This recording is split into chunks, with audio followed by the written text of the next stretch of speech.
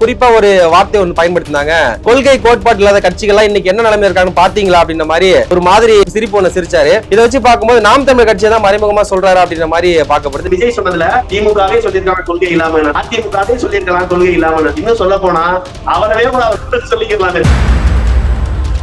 விஜய் வந்து ஒரு நடிகரா இருக்கும் போது பேசக்கூடிய வார்த்தைகளும் சரி, அதற்கு பிறகு அவருடைய வார்த்தைகளை எப்படி எல்லாம் மேம்படுத்தி இருக்கணும்.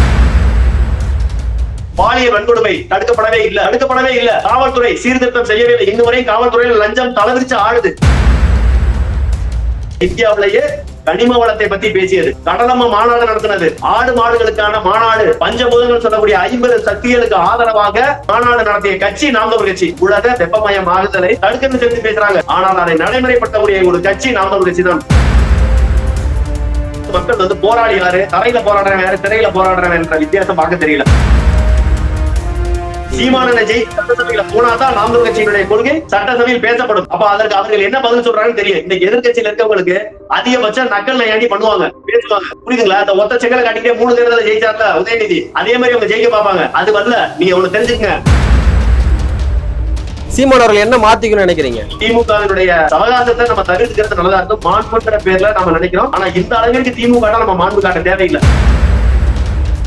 அண்ணன் சீமான் தோற்றுவிட்டால் தமிழ் தேசியமும் தோற்றுவிடக்கூடிய சூழ்நிலையை இங்கு கட்டமைத்து விட்டார்கள்.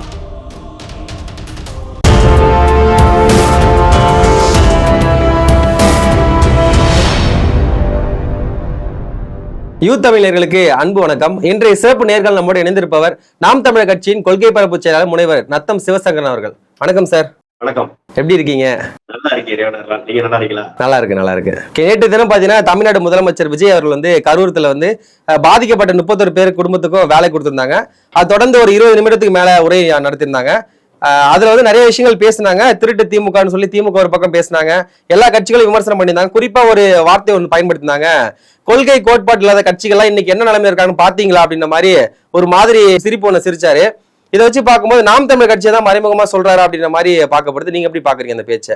இல்ல, இருக்கிறதுல நாம் தமிழர் கட்சி இந்தியாவிலே இருக்கக்கூடிய ஒரு கட்சி, முழு கொள்கையோட இருக்கக்கூடிய ஒரு கட்சினாக்க அது நாம் தமிழர் கட்சி தான். அதனால கண்டிப்பா நாம் தமிழர் கட்சியை வந்து அண்ணன் விஜய் குறிப்பிட்டிருக்க மாட்டான்னு நினைக்கிறேன். என்னைய பொறுத்தளவு அவர் வந்து நாம் தமிழர் கட்சி இது வரைக்கும் அவர் எந்த இடத்துலயுமே வந்து வெற்றி பெற்றதுக்கு அப்புறம் குறிப்பிடலன்னு நான் நினைக்கிறேன். நான் பார்த்தேன், அந்த காணொலி முழுசாவே பார்த்தேன், ஆரம்பத்துல பார்த்தேன். ஏன்னா வந்து திருச்சி வந்து அண்ணன் விஜய் வந்து பேசின விதத்தை பார்த்தோம்.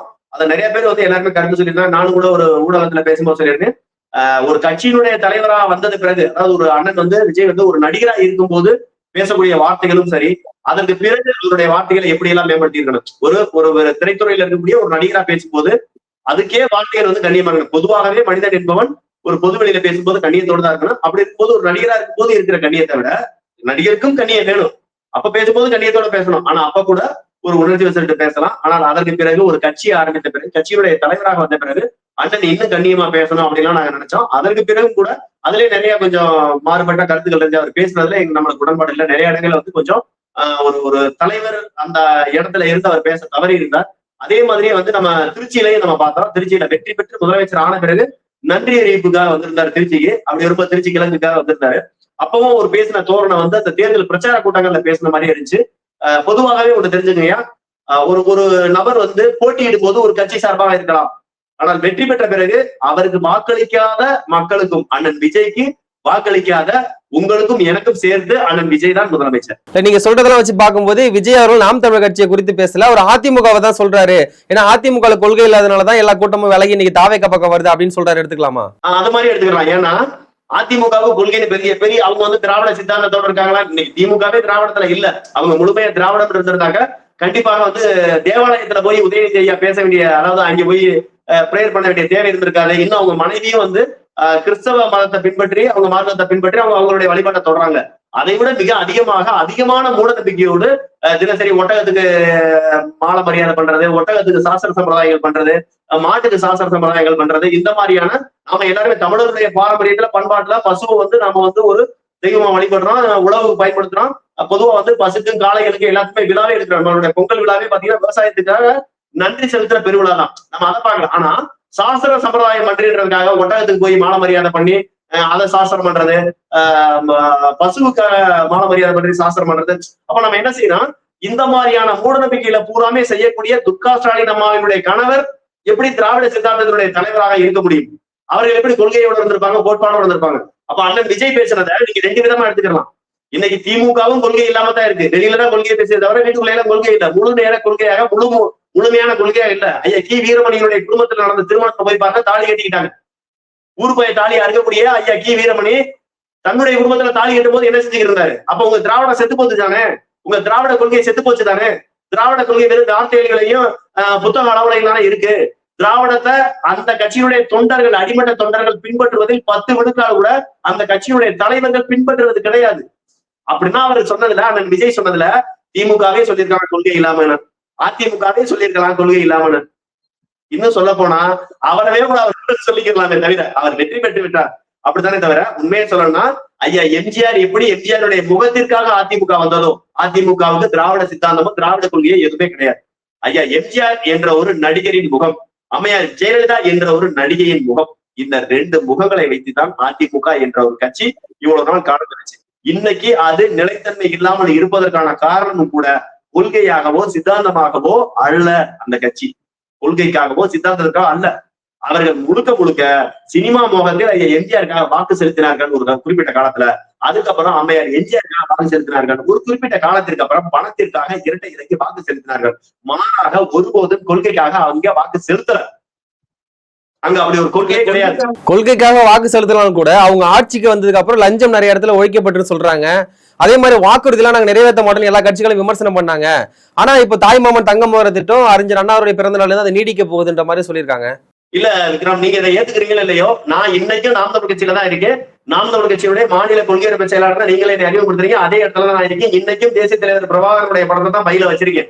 அதுல எந்த வகையான மாற்று கருத்துல நான் எப்பவுமே தமிழ் தேசியவாதி தான், நான் நாம் தமிழ் கட்சி தான், அதுல எல்லாம் மாற்று கருத்துல. ஆனால் நாம ஒரு சில உண்மையில சொல்லியே ஆகணும். இன்னைக்கு தமிழ்நாட்டுல இருக்கக்கூடிய ஆட்சியாளர்களை, இன்னைக்கு இருக்கக்கூடிய ஆட்சியை பார்த்து அரசு அதிகாரிகள் பயந்து போயிருக்காங்க. லஞ்சம் வாங்குவது கிடையாது. இங்க பாருங்க, உங்க முன்னாடி ஒரு உண்மையை சொல்றேன். நத்தத்துக்கு ஒரு 4 நாளைக்கு முன்னாடி திண்டுக்கல்ல இருந்து ஒரு டெபுட்டி கலெக்டர் வர்றாரு. எதற்காக வர்றாரு தெரியுமா? இப்ப பூராமே ஆன்லைனா மாறிடுச்சு. ஒரு வாரிசு சான்றிதழ், ஒரு பிறப்பு சான்றிதழ், ஒரு இறப்பு சான்றிதழ், ஒரு ஜாதி சான்றிதழ், எல்லா வகையான சான்றிதழ்களுக்கு, ஒரு வாரிசு சான்றிதழ் எல்லாத்துக்கும் நீங்க ஆன்லைன்ல தான் பதிவு செய்யணும். இணையதளம் வாயிலாகத்தான் பதிவு செய்யணும். அத கிராம நிர்வாக அலுவலர், வருவாய் ஆய்வாளர், அதற்கு பிறகு மண்டல துணை வட்டாட்சியர், இந்த 3 பேரும் கையொப்பமிட்டு அவர்களுக்கான சான்றிதழை உறுதிப்படுத்தணும். எங்க பொதுமக்கள் போய் சான்றிதழ் பதிவு செஞ்சாங்களோ அங்கவே போய் பதிவிறக்கம் செஞ்சுக்கலாம். அவர்கள் ஒருபோதும் கிராம நிர்வாக அலுவலரையோ அல்லது வருவாய் ஆய்வாளரையோ அல்லது மண்டல துணை வட்டாட்சியரையோ பார்க்க வேண்டிய தேவை கிடையாது சட்டப்படி. ஆனா இங்க இருக்கக்கூடிய நிலைமை இதற்கு முன்னாடி எப்படி தெரியுமா இருந்துச்சு? தமிழக வெற்றி கழகம் ஆட்சிக்கு வருவதற்கு முன்னாடி, நான் திரும்ப சொல்றேன், நான் நாம் தமிழ் கட்சிக்காரன், ஆனாலும் தமிழக வெற்றி கழகத்தால் ஏற்பட்ட ஒரு மாற்றத்தை நான் கண்கூடா பாக்குறேன். நான் கண்கூட அன்னைக்கு உட்கார்ந்துருக்கேன், நட்டம் வட்டாட்சியர் அலுவலகத்துல உட்கார்ந்துருக்கேன். என் கண்ணு முன்னாடியே ஒரு சப் கலெக்டர் வர்றாரு, திண்டுக்கல்ல இருந்து வர்றாரு. வந்து வட்டாட்சியர் அறைக்குள்ள உட்கார்ந்து பாக்குறாரு. அதுக்கப்புறம் மண்டல துணை வட்டாட்சியரோட அறையில வந்து முழுக்க அந்த ஆவணங்களை பூரா பரிசோதனை செய்யறாரு. அந்த ஆவணங்களை பூரா எடுத்துக்கிட்டு அதுல ரிஜெக்ட் பண்ண ஆவணங்கள் இருக்கு பாத்தீங்களா, பதிவு செஞ்சு ஒப்புதல் அளிக்கப்பட்டது போக அதுல ஒப்புதல் அளிக்கப்படாமல் ரிஜெக்ட் பண்ணது, தள்ளுபடி செய்யப்பட்டது, நிராகரிக்கப்பட்டது, இதுகளை எடுத்துக்கிட்டு நேரடியாக ஒவ்வொரு இடத்துக்கு போறாங்க.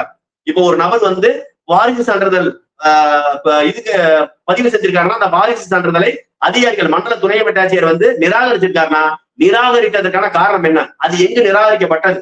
அது கிராம நிர்வாக அலுவலர் நிராகரிக்கப்பட்டதா, வருவாய்த்துறை ஆய்வாளரால் நிராகரிக்கப்பட்டதா, அல்லது மண்டல துணை வட்டாட்சியரால் நிராகரிக்கப்பட்டதா?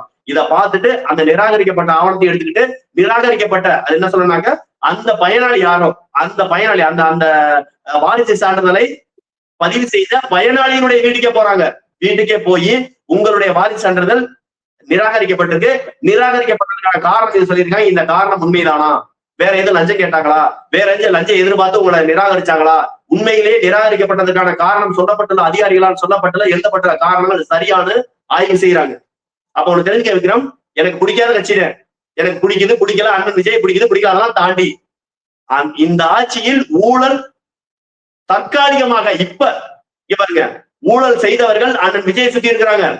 அது கரூர் விஜயபாஸ்கரோ அல்லது விராலிமலை விஜயபாஸ்கரோ அல்லது இங்க இருந்து போகக்கூடிய எல்லா அதிமுக கடம்பூர் ராஜுல இருந்து எல்லா அதிமுக காரங்களும் எல்லா விடுதலை சிறுத்தைகள் எல்லா பேரும் லஞ்ச வாங்கியவர்கள், இங்கு ஊழல் செய்தவர்கள் அண்ணன் விஜய் சுத்தி இருக்கிறாங்க. ஆனால் ஆட்சியாளர்கள் அதிகாரிகள் இன்னும் பயப்படுறாங்க. அரசு அதிகாரிகள் பயப்படுறாங்க, மக்கள் நேரடியாக பயனடைகிறார்கள். ஒரு துறையில் நான் சொல்றது லஞ்சம்ன்ற ஒரு இடத்தில் கண்டிப்பாக மாற்றம் வந்திருக்கு.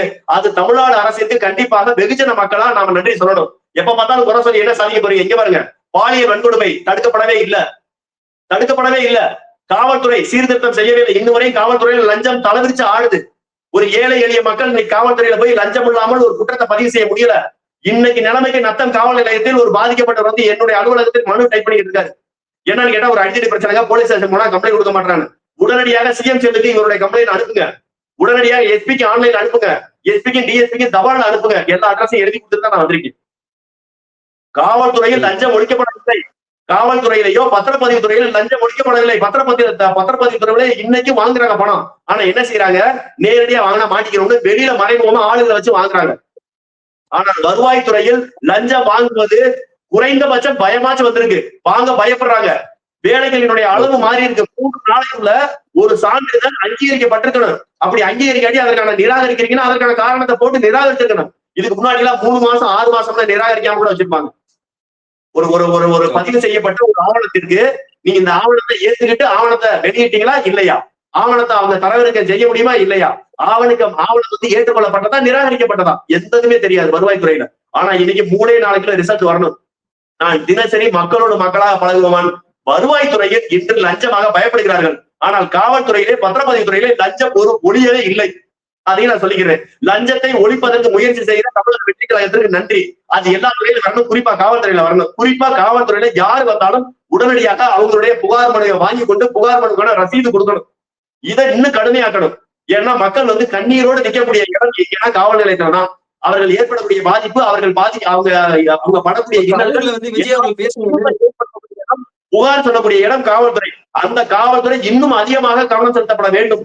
அதுக்கடுத்து பத்திரப்பதிவுத்துறை இன்னும் அதிகமாக கவனம் செலுத்தணும். ஏன்னா லட்சக்கணக்கான ஒரு நாளைக்கு 5 லட்சம் 10 லட்சம் ஒவ்வொரு பத்திரப்பதிவு அலுவலகத்திலையும் 5 லட்சம் 10 லட்சம்னு நடந்துகிட்டே இருக்கு. எனக்கு 14 ஊர்ல இங்க பாருங்க, பத்திரப்பதிவு அலுவலகம் 14 ஊர்ல இருக்கு. நான் உட்காந்து பேசிக்கிட்டு இருக்கிறது கூட ஒரு பத்திரப்பதிவு அலுவலகம். என்னுடைய பத்திரப்பதிவு அலுவலகத்துல நான் உட்காந்து பேசுறேன். 14 ஊர்ல பத்திரம் எழுதுவது பத்திரம் விற்கிற அலுவலகம் நான் போட்டிருக்கேன்.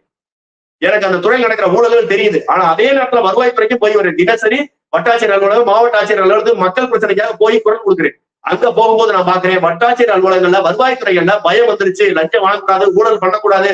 எங்க இருந்தாவது நம்மள ஒரு கேமரா வீடியோ எடுத்துறோம், எங்க இருந்தாவது ஒரு அதிகாரி வந்து நம்மள வந்து லஞ்ச ஊழல் ஒழிப்பு துறை சார்ந்து நம்மளை கைது செஞ்சுருவாங்கன்ற பயத்தை இந்த அரசாங்கம் உருவாக்கி இருக்கு. இது காவல்துறைக்கும் பத்திரப்பதிவு துறைக்கும் இன்னும் துறைகளுக்கு வந்தால் நல்லா இருக்கும். நான் எந்தெந்த துறைக்கு போறேனோ அந்த துறையை நான் வந்து மனசு விட்டு சொல்றேன், மனசு விட்டு பாராட்டுறேன். நன்மை செய்தா பாராட்டுறோம். அதே நேரம் பாலியல் தொல்லை, அந்த பாலியல் தொல்லைக்கு இதுவரைக்கும் நடவடிக்கை எடுக்கப்படுவது கிடையாது.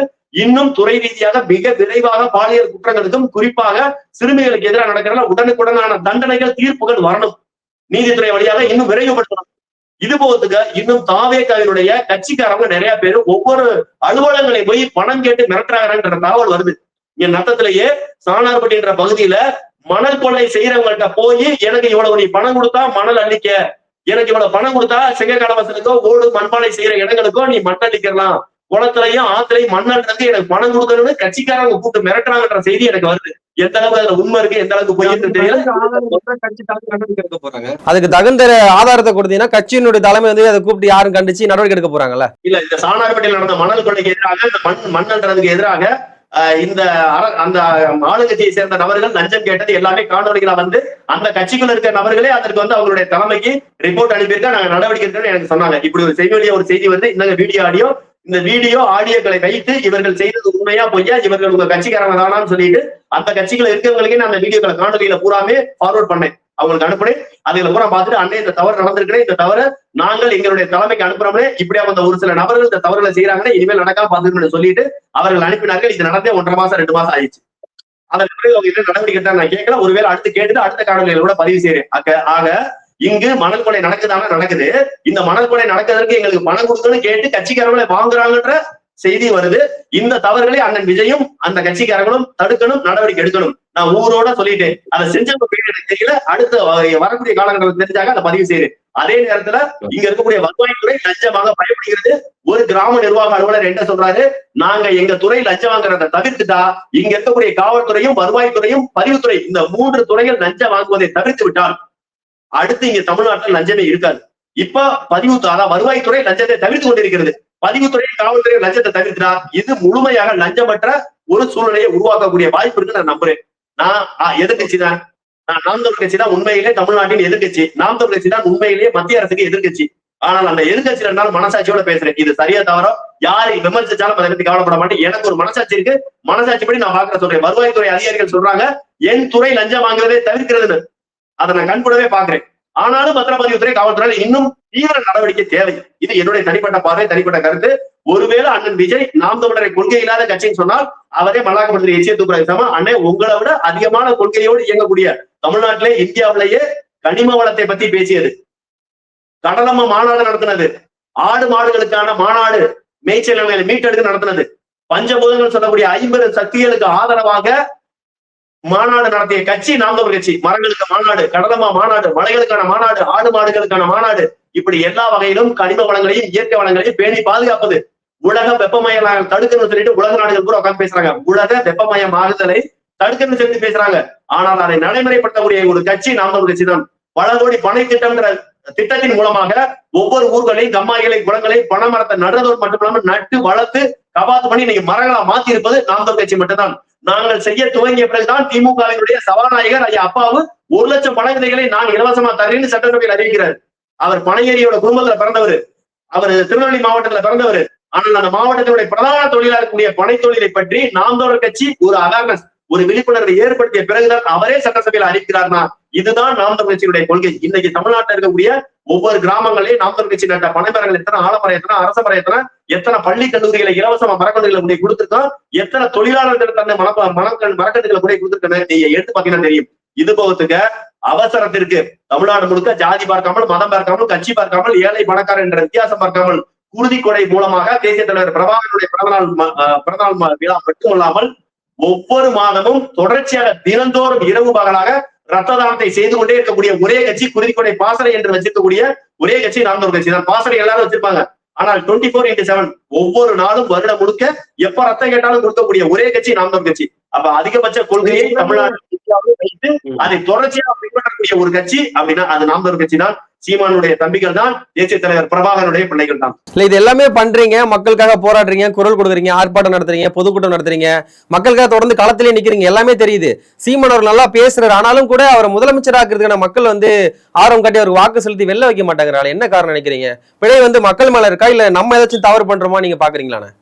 நம்ம மேலேயும் தவறு, மக்கள் மேலேயும் தவறு. முதல்ல மக்கள் போராடி யாரு, தரையில போராடுறவன் யாரு, திரையில போராடுறவன் என்ற வித்தியாசம் பார்க்க தெரியல. அண்ணன் விஜய் ஜெயிச்சிருக்காரு, அவருடைய ஆட்சியில நடக்கக்கூடிய நல்லதுகளையும் நான் குறிப்பிடுறேன். அதே நேரத்துல மக்களுடைய தேர்வு என்பது நாம் தமிழர் கட்சியா தான் இருக்கணும். திமுக, அதிமுக, பிஜேபி, காங்கிரஸ் இந்த 4 கட்சிகளுக்குமான மாற்று, சரியான மாற்று நாம் தமிழர் கட்சியா மட்டும்தான் இருந்திருக்கணும். ஏனால் மாற்றத்திற்கான விதையை விதைத்தவர்கள், 15 ஆண்டுகளாக அதற்காக உழைத்தவர்கள் நாம் தமிழர் கட்சியும் அண்ணன் சீமானும் தான், பிரபாகரன் பிள்ளைகள் தான். இந்த தமிழ் தேசியவாதிகளை கண்டிப்பாக இந்த மக்கள் வெல்ல வைத்திருக்க வேண்டும். புறக்கணித்து விட்டார்கள், அதனுடைய கஷ்டத்தை அவங்க அனுபவிக்கிறாங்க. அதை தாண்டி நாங்க எப்பவுமே மக்களுக்காக நிற்போம். இன்னொன்னு சொல்றேன், கட்சிக்குள்ளேயே நிறைய மாறுதல்களை செய்யணும். இதை பேசணும்னா ஐயா ஏகலைவனுக்கு ஏற்பட்ட நிலைமை தான் நம்மளுக்கு வரும். இருந்தாலும் நான் அதெல்லாம் துணிஞ்சு பேசுறேன், எதை பத்தி கவலைப்படுறதுல. கட்சிக்குள்ள நிறைய மாறுதல்களை செய்ய வேண்டும். அடிப்படையில சீமான் அவர்கள் என்ன மாத்திக்கணும்னு நினைக்கிறீங்க? ஒவ்வொரு கிராமத்தோறும் கிளைகள் வேண்டும், ஒவ்வொரு கிராமத்தோறும் கிளைகள் வேண்டும்.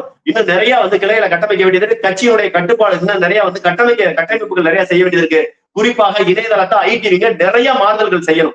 மாறுதல் செய்யணும், தலைமையை மாத்தணும், பொறுப்பாளர்களை மாத்தணும் சொல்லல, அதாவது நம்மளுடைய விதத்தை மாத்தணும். நம்ம ஐடிவிங்க கட்டமைக்கிற விதம் மாறப்பட வேண்டும். இன்னும் எத்தனையோ பேர் தமிழ் தேசியத்துக்கு ஆதரவாக வெளியில இருந்து அவங்களுடைய கருத்துக்களை பதிவு செஞ்சுட்டு இருக்காங்க. அது எக்ஸ் தளத்துல ஆகட்டும், இன்ஸ்டாகிராம்ல ஆகட்டும், பேஸ்புக்ல ஆகட்டும், அவர்களை எல்லாம் ஒருங்கிணைக்கணும்.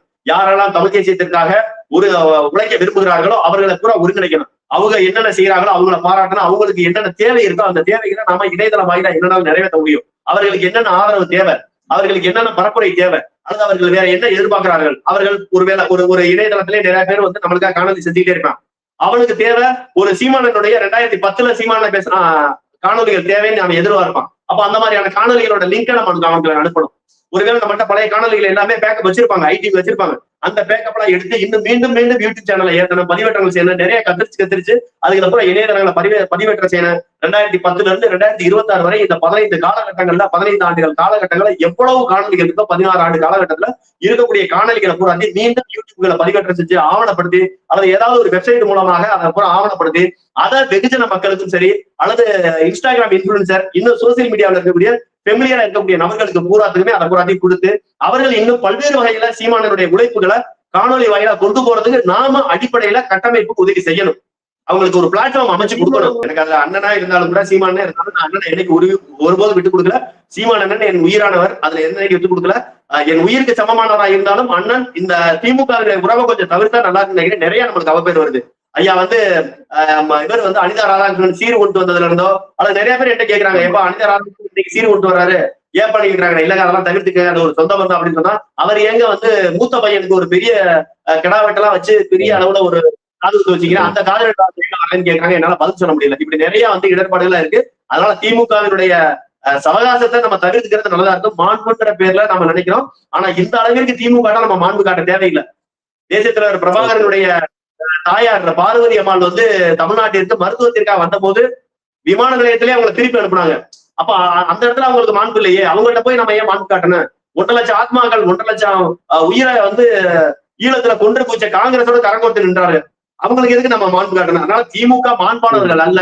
ஆகவே திமுகவோடு மாண்பே காட்ட தேவையில்லை. திமுக நம்ம கடந்து போயிடணும்.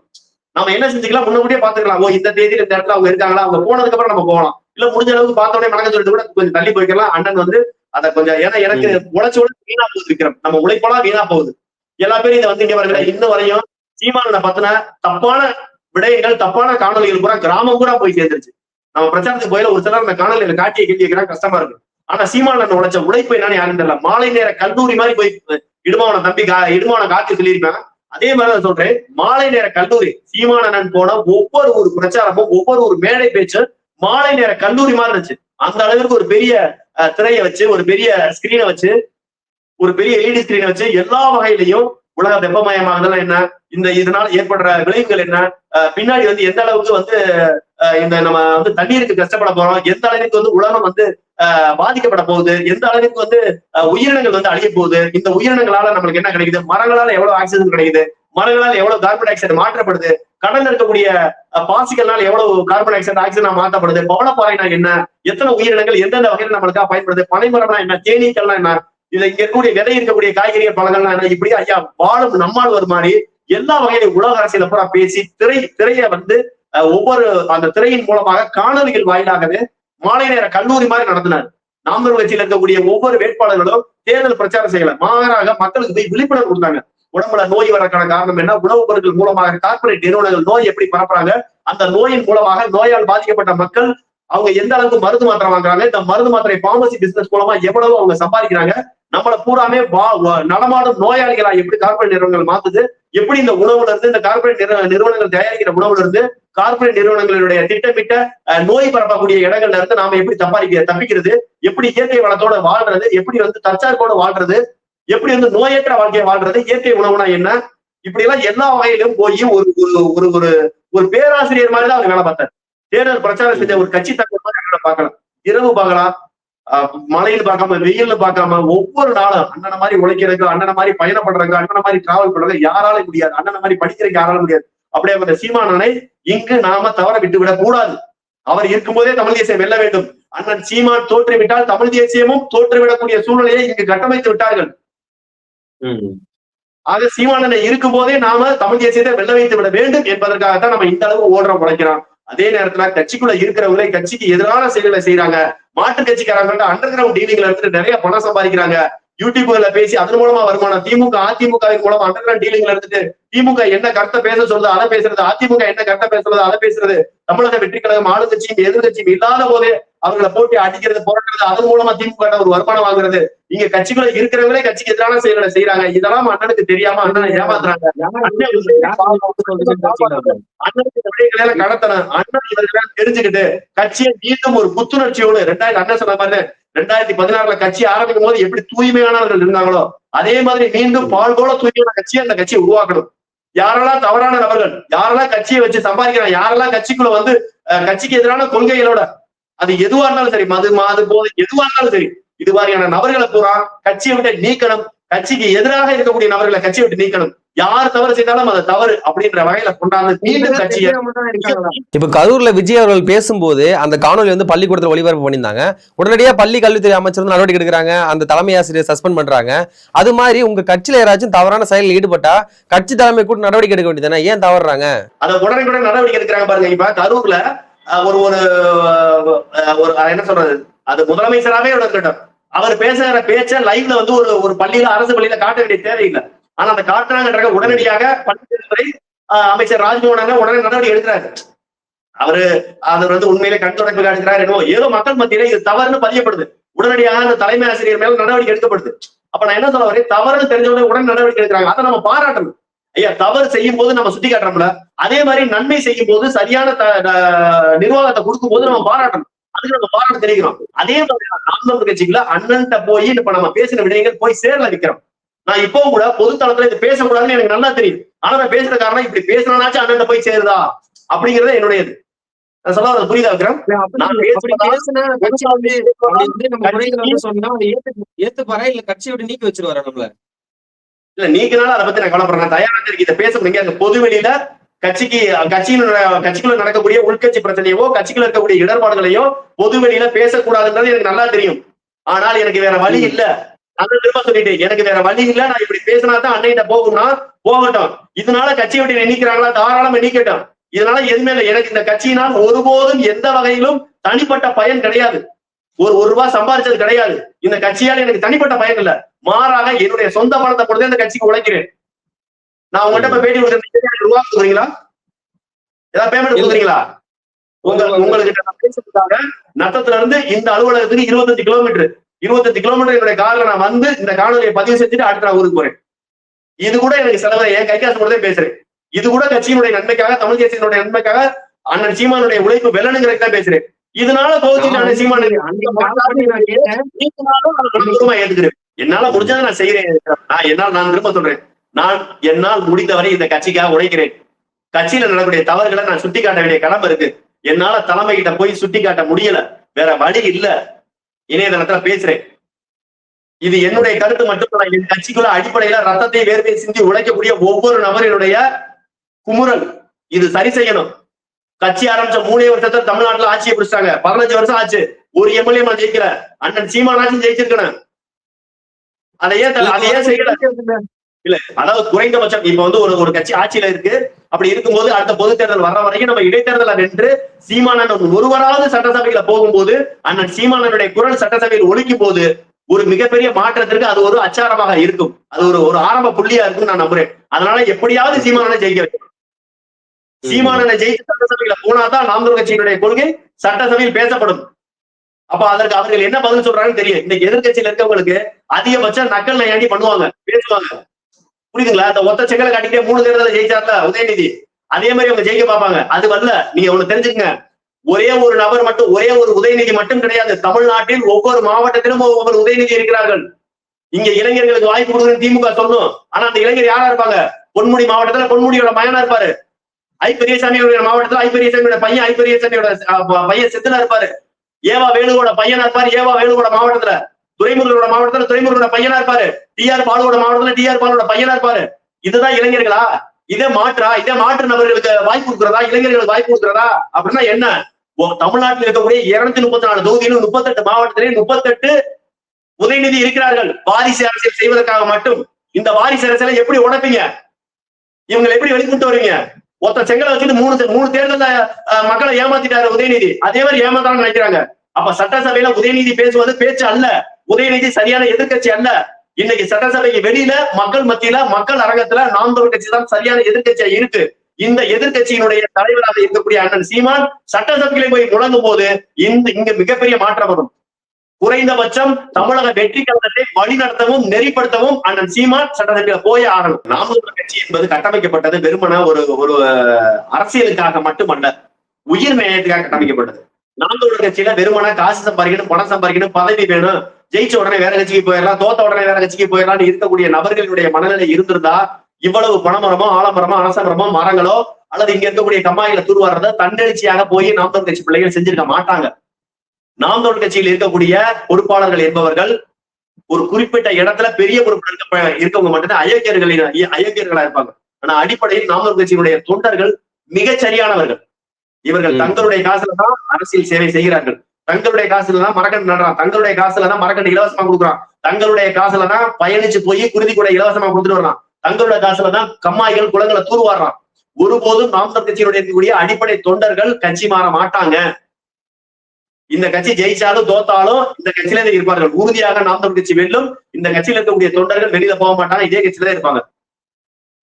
ஒரு சில மேல்மட்ட பொறுப்பாளர்கள் போறதுனால இந்த கட்சிக்கு ஒரு பாதிப்பும் ஏற்பட போதில்லை.